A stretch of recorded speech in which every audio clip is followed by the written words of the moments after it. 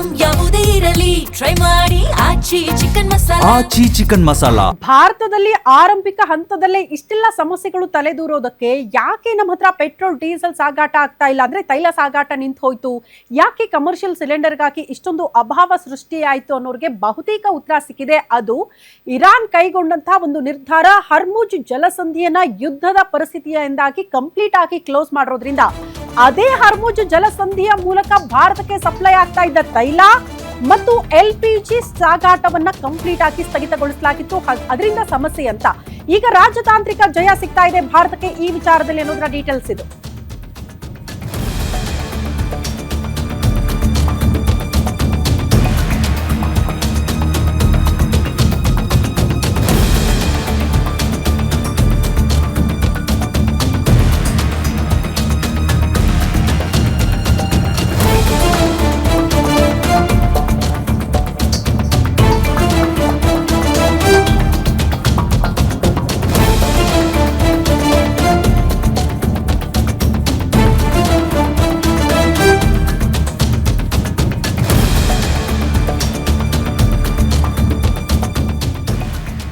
ಭಾರತದ ರಾಜತಾಂತ್ರಿಕತೆಗೆ ಅತಿ ದೊಡ್ಡ ಜಯ ಸಿಕ್ಕಿದೆ. ಕಾರಣ ಇಷ್ಟೇ, ಹರ್ಮುಜ್ ಜಲಸಂಧಿ ಭಾರತಕ್ಕೆ ಮುಕ್ತವಾಗ್ತಾ ಇದೆ.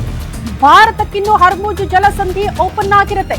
ಹರ್ಮುಜ್ ಮೂಲಕ ತೈಲ ಅನಿಲ ಸಾಗಣೆ ಮತ್ತಷ್ಟು ಸುಲಭ ಆಗ್ತಾ ಇದೆ. ಭಾರತಕ್ಕೆ ಸುಗಮ ಸಂಚಾರಕ್ಕೆ ಇರಾನ್ ಈಗ ಅನುವು ಮಾಡಿಕೊಟ್ಟಿರೋದ್ರಿಂದ ಇದು ರಾಜತಾಂತ್ರಿಕ ಜಯ ಅಂತ ಪರಿಗಣಿಸಲ್ಪಡ್ತಾ ಇದೆ.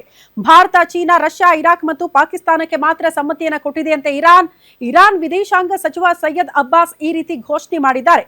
ಎಲ್ಲರಿಗೂ ಹರ್ಮುಜ್ ಜಲಸಂಧಿ ಮುಕ್ತಗೊಳಿಸಬೇಕು ಅಂತ ಅಮೆರಿಕ ಅಧ್ಯಕ್ಷ ಡೊನಾಲ್ಡ್ ಟ್ರಂಪ್ ಹೇಳಿದ್ರು ಕೂಡ, ಎಚ್ಚರಿಕೆ ಕೊಟ್ಟರು ಕೂಡ, ಐ ಡೋಂಟ್ ಕೇರ್, ನಾನೇನ್ ನಿರ್ಧಾರ ಕೈಗೊಳ್ತೀನೋ ಅದೇ ಅಲ್ಟಿಮೇಟ್ ಅನ್ನೋ ರೀತಿಯಲ್ಲಿ ಇರಾನ್ 5 ರಾಷ್ಟ್ರಗಳಿಗೆ ಮಾತ್ರ ಹರ್ಮುಜ್ ಜಲಸಂಧಿ ಉಪಯೋಗಕ್ಕೆ ಸಮ್ಮತಿ ಕೊಟ್ಟಿದೆ ಅನ್ನೋದನ್ನ ಗಮನಿಸಬೇಕಾಗುತ್ತೆ. ವಿರೋಧಿಗಳಿಗೆ ಹರ್ಮುಜ್ ಜಲಸಂಧಿ ಮುಕ್ತಗೊಳಿಸಿಲ್ಲ ಅಂತ ಇರಾನ್ ಇದೇ ಸಂದರ್ಭದಲ್ಲಿ ಅದನ್ನ ಸ್ಪಷ್ಟಪಡಿಸ್ತಾ ಇದೆ.